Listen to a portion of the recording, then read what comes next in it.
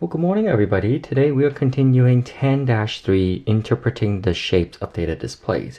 Previously, we learned how to find different informations from histogram, box plot, or dot plot, such as the shape, like, skew right, skew left, mean, median, mode, interquartile range, first quartile, second quartile, third quartile, and range as well.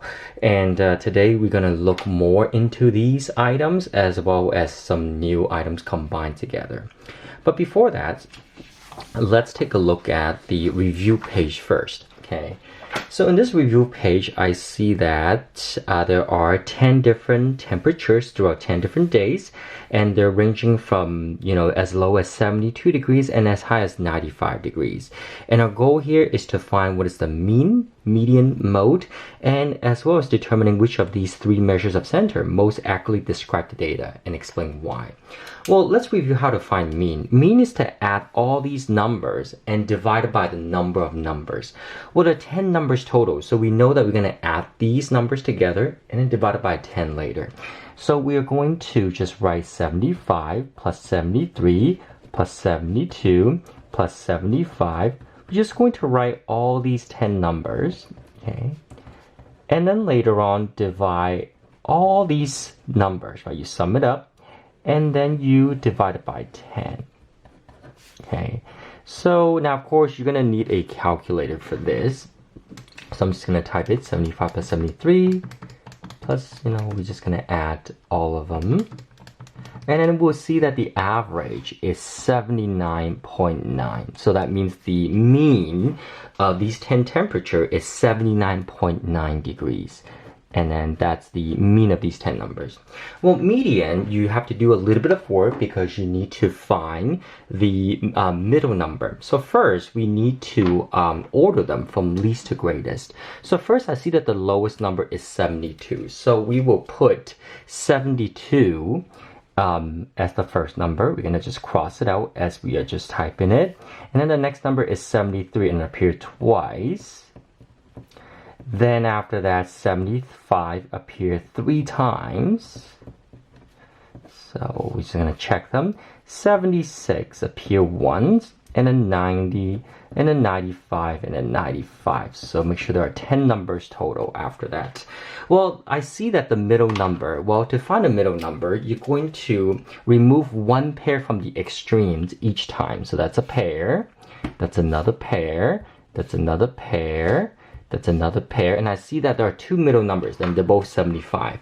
So you're going to add them and divide it by 2. Or you could say that, well, the middle number between 75 and 75, it's just 75. There's no other choices but to say it's 75. So that means the median temperature is 75 degrees. Okay. Now, mode is the number that appears the most in these 10 numbers. Well, remember, we wrote 75 degrees 3 times. So therefore, the mode is 75 degrees because it appears 3 times. Okay.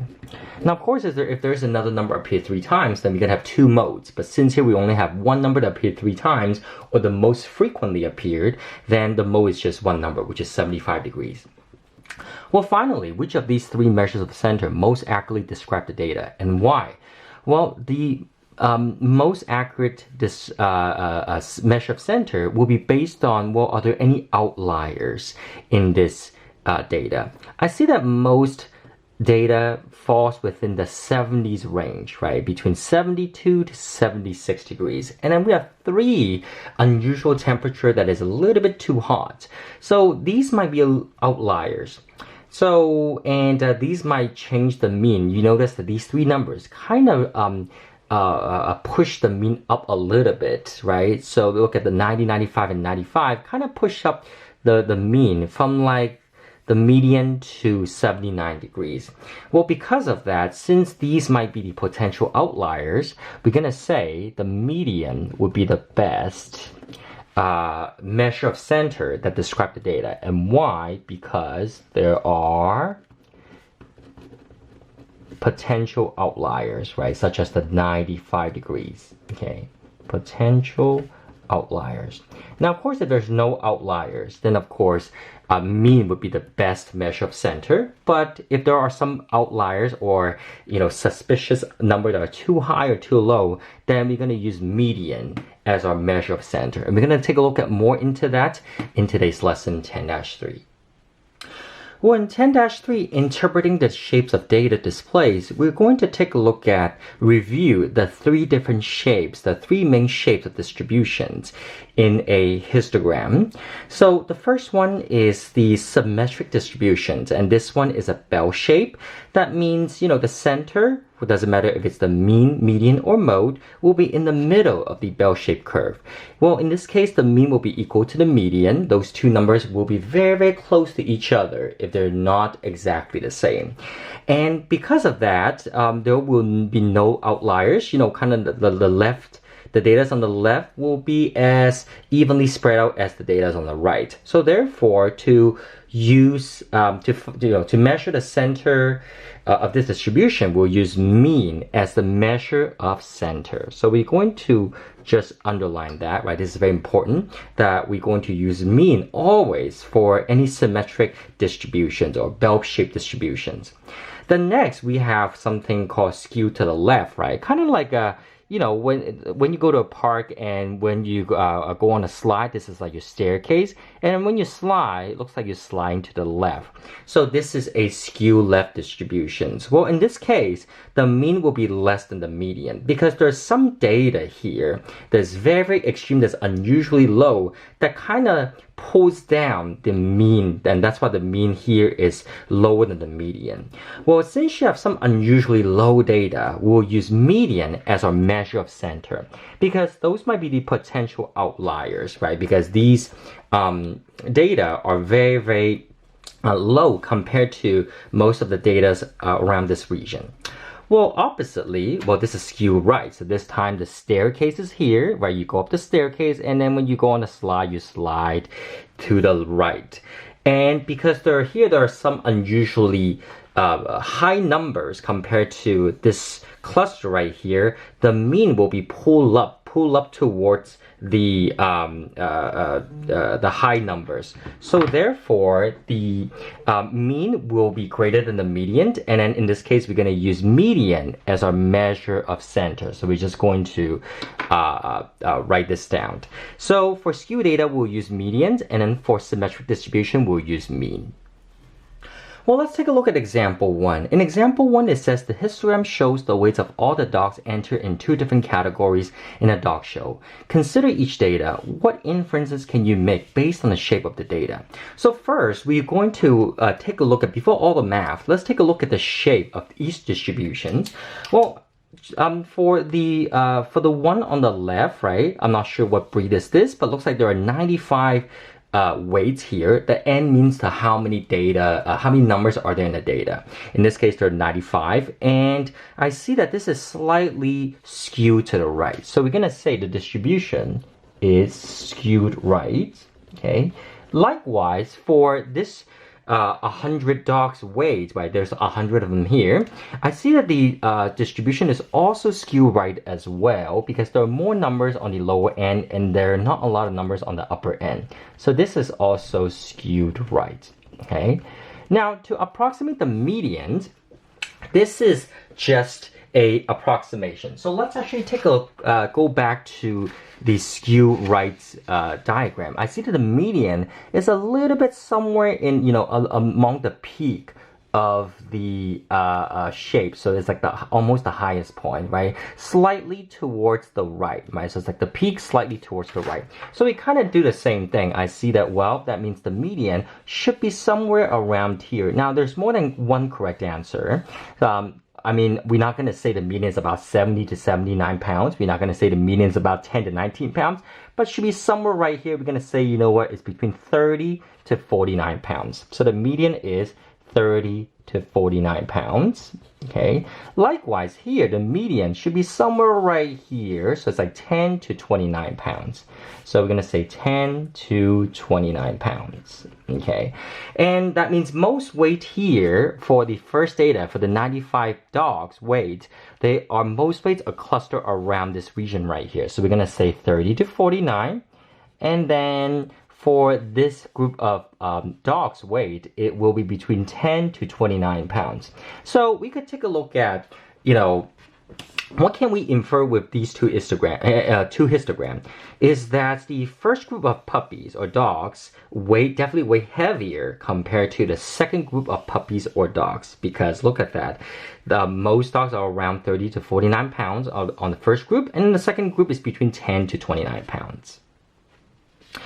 Well, in example 2, let's take a look at a bagel situation. It says customers of a bagel shop complain that some bagels weigh less than the amount on the label. A quality control manager randomly sampled 30 bagels and weighed them. Based on this sample, is there a change in the process for making bagels warranted?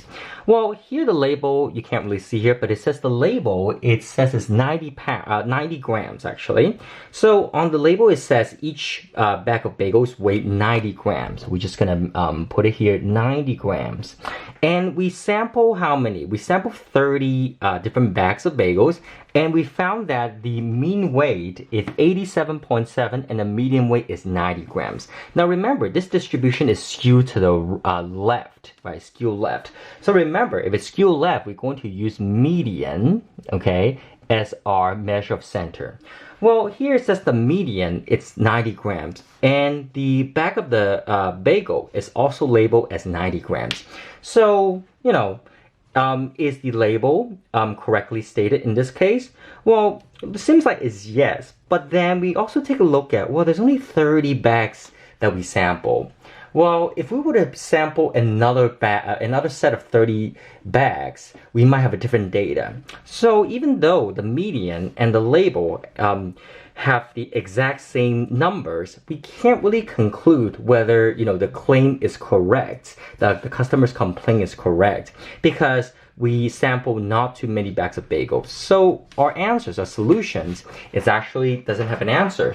It says, although the median weight is the same as the label weight, the sample only consists of 30 bagels. Therefore, the manager decides to generate another random sample or larger sample size, which is more than 30 bagels. So not every single time you have to say yes or no to a situation. You don't have to agree or disagree. Sometimes we just cannot come to a conclusion because our sample size, which is 30 bags of bagels, is too small. Well, let's continue on the bagel situation. In example 3, it says the customers of a bagel shop still complain that some bagel weigh less than the amount on the label, which is 90 grams.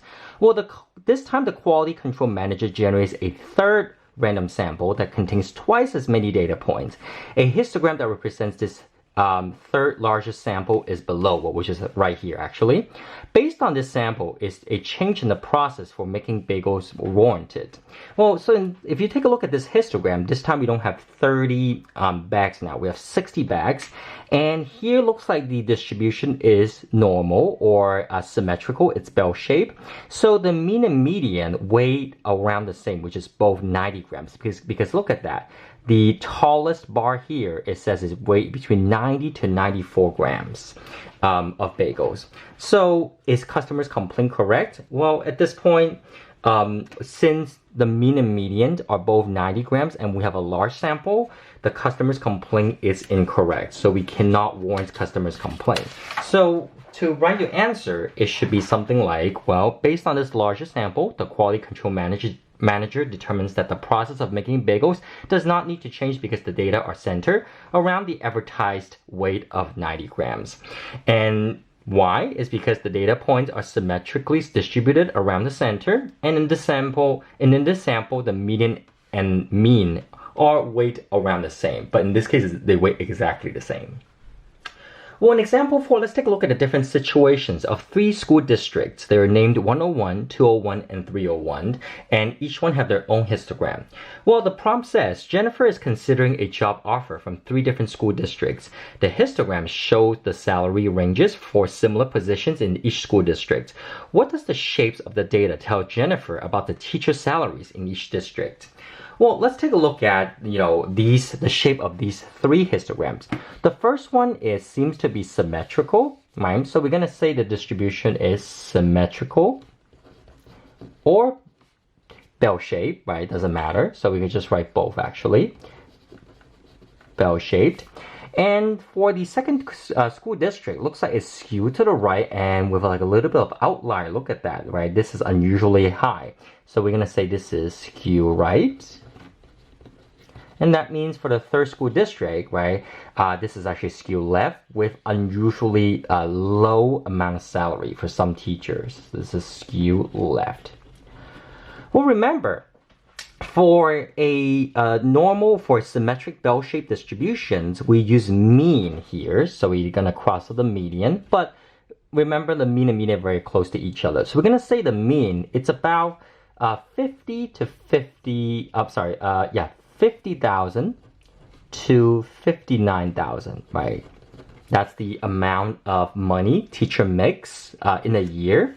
Then for the second school districts, I see that, well, remember the median should be a little bit to the right of the peak point. So it should be somewhere right here. So we're going to say the median, it's about maybe around here. So like around, let's say 49.50, or we could just take the midpoint of these two numbers, like 45 to 55. So we're going to say 45,000 to 55,000. And remember, these numbers are subjective, right? This is not the only correct answer. You could have a different range, but it should be somewhere around the middle. Not all the way to the left, not all the way to the right. Well, likewise, for the third school district, right, your median should be a little bit to the left of the peak point, which is somewhere right here. So we're going to say 65 to 75. So we're going to say 65,000 to 75,000. So if Jennifer wants to accept one of the three job offers in these three school districts, she will want to pick the last one because the shape is skewed to the left. That means there's more people making high salary compared to the less people making low salary. So if I were her, I would choose this one, the school district 301. In example 5, we have three different types of display. We have a histogram with a dot plot and with a box plot. What the prompt says, the data display shows the height of 50 randomly selected males from the US, Netherlands, and Indonesia. What is the shape of each set of data? And what does it tell you about the data? Well, again, let's take a look at the distributions first. For the male height in the US, I see that it's skewed to the left. So we're going to say this is skew left. Then for the male height in Netherlands, I see that it's a little bit symmetrically distributed. So we're going to say this is bell-shaped. And lastly, for a box plot, remember, since there's a longer tail on the right compared to the left, this is actually skewed right. Okay. And here we have to determine, should we use mean, median for each of these distributions? Let's go back to the US. Well, since it's skewed to the left, we're going to use median, okay? And remember, median is slightly to the left of the tallest bar, which is around like right here. So we're gonna say it's around 172 to 177 centimeters, okay?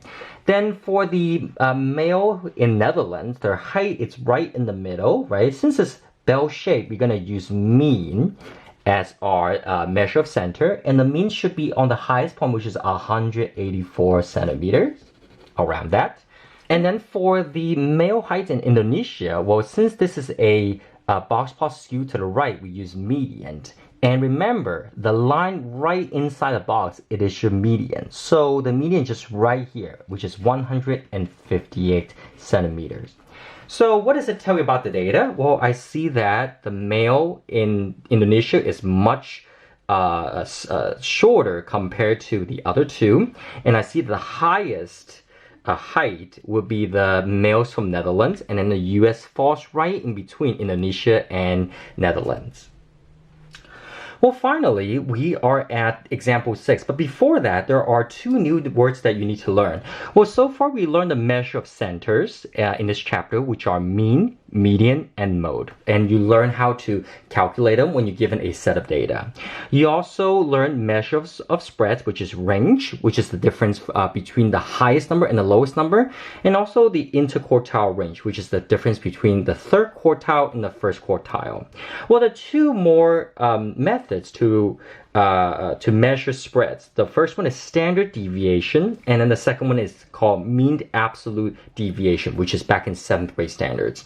Now, in case if you forgot these two, that's okay, because in this lesson, we're not here to find how to calculate standard deviation and mean absolute deviation. All you have to know that, the greater the value of these two numbers, SD or MAD, the larger the spread of the data. So if you are given more than one number for standard deviations and mean absolute deviations, the higher the number, the more spread out the data, right? That means it's going to not cluster around the center. It just, spread out very, very far from each other.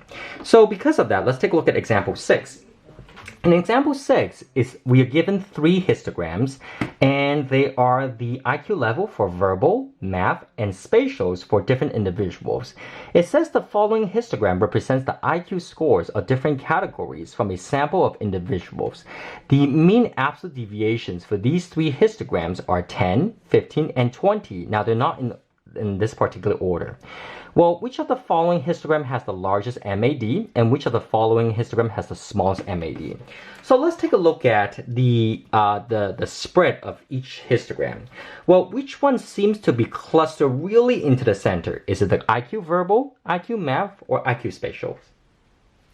Right, it will be the one that has the tallest, looks like a skyscraper, which is IQ verbal. They all cluster around the center. So because it has less spreads, right? It has less spreads. That means the mean absolute deviation value will be very, very small. So this one will be 10, right? Now, don't worry about how do I calculate these 3 numbers. All you have to know is the lower the number, the more cluster the histogram is going to be. So we're going to say the value for this mean absolute deviation is 10. So here, MAD equals 10. And let's take a look, well, which one of these histograms has the most spread out distributions? Well, it looks like going to be this one, because it is very, very short and it's spread out between 20 to 180 IQ scores. So this one will have the highest mean absolute deviation, and in this case is 20.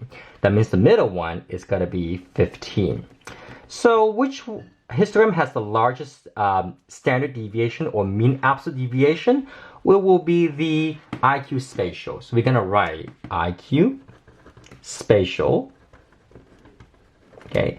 And obviously, which one of these histograms has the smallest standard deviation or MAD absolute deviation? It will be the IQ verbal.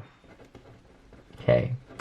And that's it. That's all you have to know about the mean absolute deviation and standard deviation, because the whole point is you don't have to know how to calculate them, but just know that if you're given some values, you have to match, well, which of these data is more spread out and which of these data is more clustered in the middle, if you know the value of the mean absolute deviation or standard deviation. And that's it. So your homework will be on 10-3 on Pearson, and here is a reminder of how to get to your homework. Thank you so much. Hey everyone, so to get to your homework, first you go to my CNUSD website, and then you click on the top of the page, my CNUSD, to log in. Well, you're going to type in your username and your password. Well, in this case, your student ID and your password. Then you go on to resource. I think for you guys it's resource. And then you go to a place called Pearson Savas Easy. Pearson Savas Easy. I'm not quite sure how you say that word, but it's Pearson Easy. Click on that. And you get to this pop-up page, and you're going to click on your class textbook. So you click on this right here. This is called Envision Integrated Mathematics 1 2009 Common Core. You click on that, a new window pop up again, and you see 3 different colors. The green color is your online textbooks. I teach from this textbooks. So if you don't have a copy, an actual copy, you could always go to here and click on the appropriate sections that we're teaching.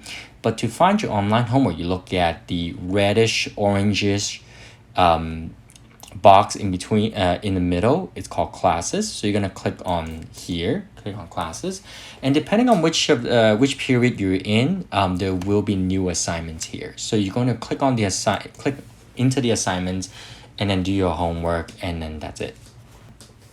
Well, inside the homework, there are problems for you to work on, which allow you 3 attempts before they give you the final answer. So for example, for this problem, if you accidentally got a wrong answer, it'll tell you keep trying. Then you type in another answer, and if it's wrong, then it'll give you one more chance. And the third time that you got it wrong, it'll tell you the answer right away. So, but you could always get help by viewing an example on this part of the feature. So it'll tell you what to do step by step, step by step, step by step until the final answer. So you could always refer to the question, help view an example, or you could use help me to solve this to actually work it step by step. So there will be more answer boxes for you to fill in, but at least it will help you on your learning. Now for this problem, what do you do when you get it wrong, right? So well, to get a point or to get scores on that homework, then you click on similar questions and you keep practicing until you get it right. So if I were to click on similar questions, you notice that the questions changed. It's different from the previous one. So let's say this time you got it right. Let's say x is equal to 5, right? Well, if you got it right, it will tell you well done, okay, and then you move on to the next problem. So you click on next to move on to the next problem, like this. And once you finish all the problem, I believe the next thing is for you to make sure that you answer all the questions. If there's anything that it's not answered, make sure that you go back and look at it like this, right? So this is not answered. But let's say assume that if you finish your all of the questions on your homework, then you go to the bottom, I believe. Oh, actually, this button right here says submit my work. So you click on it, and then boom, I only got 3% just because I only answered one question correct, the rest I did not answer. So in order for you to get at least 80% or any good scores, make sure that you answer every single question and it's correct, not incorrect, for you to get as many points as possible on your homework. If you have any questions, please contact me.